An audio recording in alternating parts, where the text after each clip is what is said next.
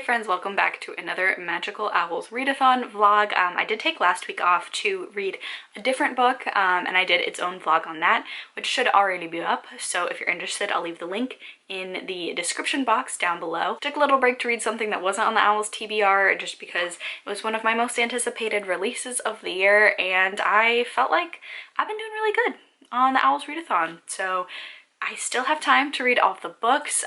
Since we last talked, I did finish Circe. I loved it. I don't know what took me so long to read Madeline Miller, but I'll probably be picking up Song of Achilles really soon. And now completing that, I've actually completed the Animagus extra credit. So done with that. I only have 2 more prompts left. So let's talk about those. One of them is a graphic novel. I just haven't picked it up yet. Monstrous. It should be a really easy read. I'll probably get to it later on in the week. The other book that I was reading was Crown of Feathers, and that was read a book with a creature that has a beak on the cover. I've tried to get into it. I don't know if it's because it's like an audiobook, and I tend to not listen to fantasy the first time on audiobook. That can really only be rereads for me just because there's so much world building that I have to like pay extra attention to, and I really like seeing the words for those, especially when they're made up. I don't know if it's that. I don't know, it is a YA fantasy, so I don't know if it's like the way that it's written. The characters are a little younger, so that's a little harder for me. But for one reason or the other, I haven't been vibing with it at the moment, so I think I'm gonna put a pause on it and pick another one. And I was going through my books. I found one that does have a character, or a creature, that has a beak on the cover. And I think I'm gonna read this week. This is my first Sarah J Maas book. I have never read anything by her, I know, which is crazy, especially on BookTube. I haven't read anything by Sarah J Maas before. This is her first adult fantasy, I believe.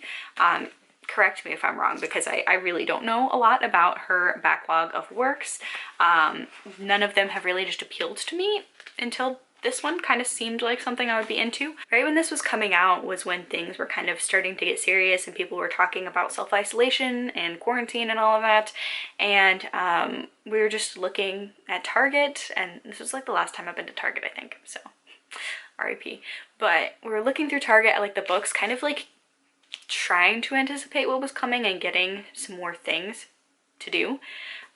Just in case something happened, and it did. So I picked this up just because I think I'm gonna try and read this, and I just picked it because it was really huge. It was a brand new fantasy, adult fantasy. I just love pretty end papers like this. I don't know, pretty much every other person on BookTube that I watch has picked this up, even people who haven't read Sarah J Maas before. So I was definitely suckered in by the hype on this one, so I'm a little nervous, but I think I'm gonna try this because I have been really wanting to read a fantasy, and the last one that I read was The Poppy War, that I loved, and I'm trying to space out the Dragon Republic so it can get me to closer to November when the 3rd book comes out. I've been having really good luck with books this month, so I don't want to jinx it. No, Sarah J Maas is one of the love 'em or hate 'em authors, so this was an investment, so I'm hoping I'm going to be a love it author. I probably won't read any of her young adult series just because they don't really sound like something I'd be into, but who knows, if I love this, maybe I'll pick them up. But yeah, that's my goals for today, is read this. I'm doing a Harry Potter movie marathon, very timely this week, so we are on movie 4, and between that, I'm gonna be trying to read some of this, so yeah.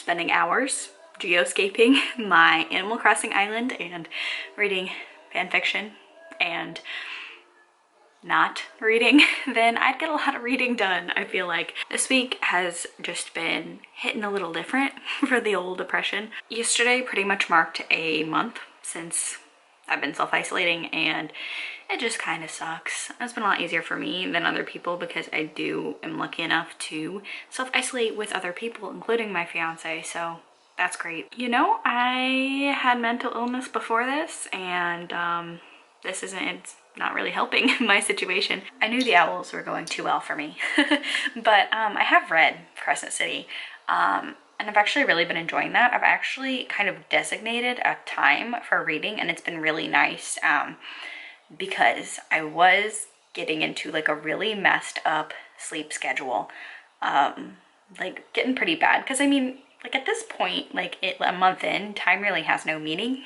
in quarantine. I don't know if anyone else feels that, but trying to keep that as normal as possible. So actually what I've been doing is setting up like a nice area in my bedroom at like 11, and then I'll spend like an hour or so reading. So I'll set up like my fairy lights and an ambient soundscape, usually a Harry Potter one, and just kind of read for about an hour before I go to bed. It kind of calms me down, and it's a routine before bed, so I know, okay, I'm reading, it's time for bed soon.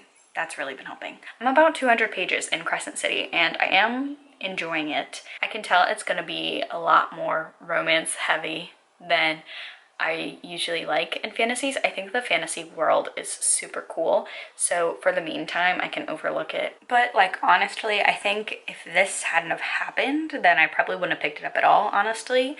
But it kind of gives me some old school angsty fan fiction vibes. Yeah, that's been an update because I just figured I've been vlogging all week but haven't really talked to you at all, so I've been reading very minimally, but the reading that I have been doing has been good. So I'll definitely take that little trade-off.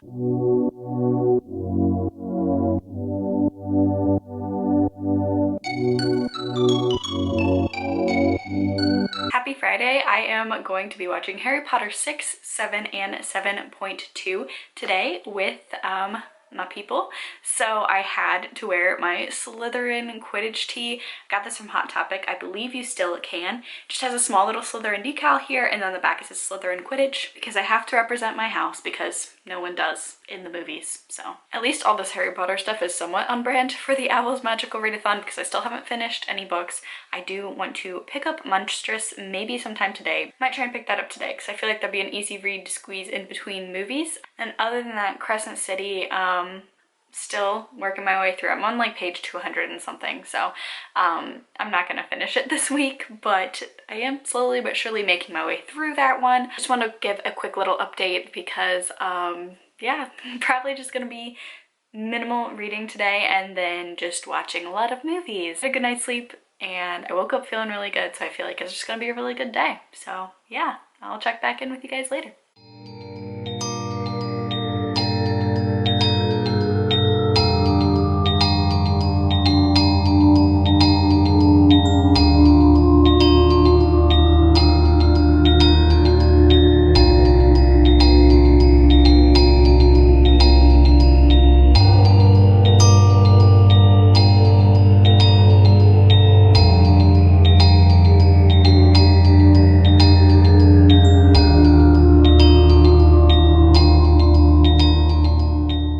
Happy Sunday. I just finished Monstrous Volume 1 and it just left off on such a big cliffhanger. I think I'm gonna have to immediately pick up Volume 2, which is good because it is on Hoopla for free, so that's really good. It's very hard to explain. It's a really good graphic novel series about this girl who has a monster inside of her, and they're fighting in this war between like gods and demons and these things called archaics that are like half gods, like animals, like half humans, and it's really good. I really enjoy the art style. I think it's just absolutely gorgeous. There are so many strong, complex female leads, both bad guys and good guys. It's really good. If you're looking for a new graphic novel series, I probably would highly recommend Monstrous. I think it is such like an engaging series.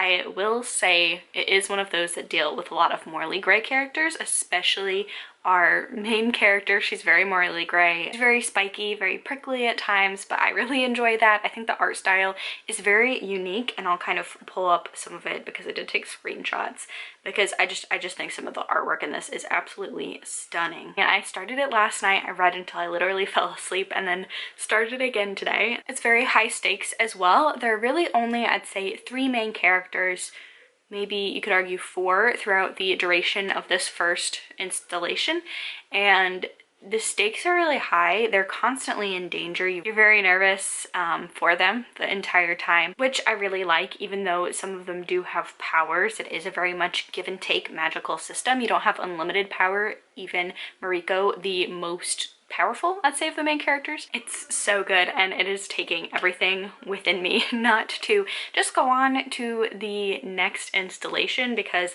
I really do need to prioritize reading Crescent City for my owls. But Monstrous Volume 2, I'm coming for you soon. I have just been in such a fantasy kick. I know I've said this before, I think even in this vlog earlier, but I've just been reading the best books this month. It's something that I've needed, you know? I mean, this month has been pretty rough, and I'm just really glad that I've taken this time to read books that I've wanted to read for a long time, or, you know, maybe try some books that are out of my comfort zone and have really enjoyed them.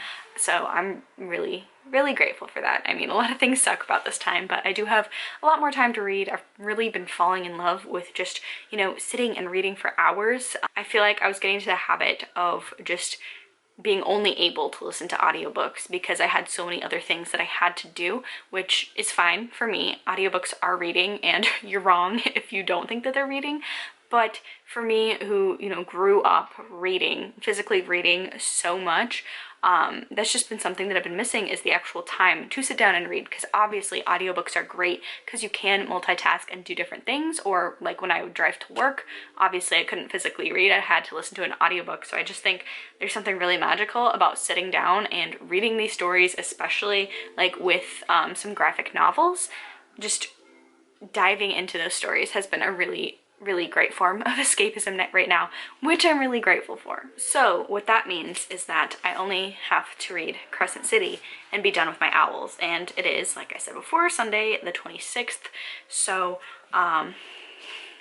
only got a couple days to finish all of this. So I am really enjoying this still. I think one of the things that's like hardest to get over, slight spoilers if you haven't picked it up, but it does happen within like the first 50 pages. The main character, Bryce, all of her friends get murdered. And the premise of this book is finding out who did that, and because they are continuing to kill these legendary creatures that like are supposed to be really hard to kill. Like her friends were all these like wolf shapeshifters. Actually, this one and Monstrous kind of have like a lot of similarities. I do like Monstrous a little bit better right now just because there's no romance, and it has like those really amazing beautiful visuals that really pull you into the world. I do really like Bryce. It is a little bit annoying that every single guy described in here wants to be with her.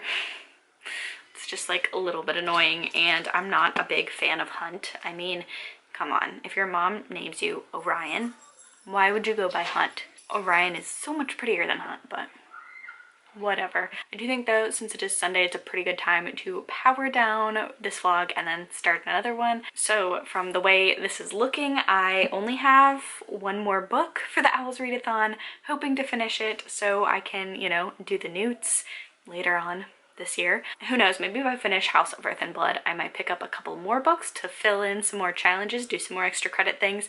Who knows? We'll see next week. And hopefully I'll have like some more updates about this, because other than the main premise, I haven't really gotten too much into the story, even though I'm like 200 something pages in. So that's gonna be the end of this vlog. I will be posting my third and final OWLS vlog later on this week, because obviously I only have till the end of the month to finish my OWLS reading prompts. But if you like this video, be sure to give it a thumbs up, leave a comment down below, let me know how you're doing on your OWLS. Hope you guys are all doing good, and I will catch you guys in my next video. Bye!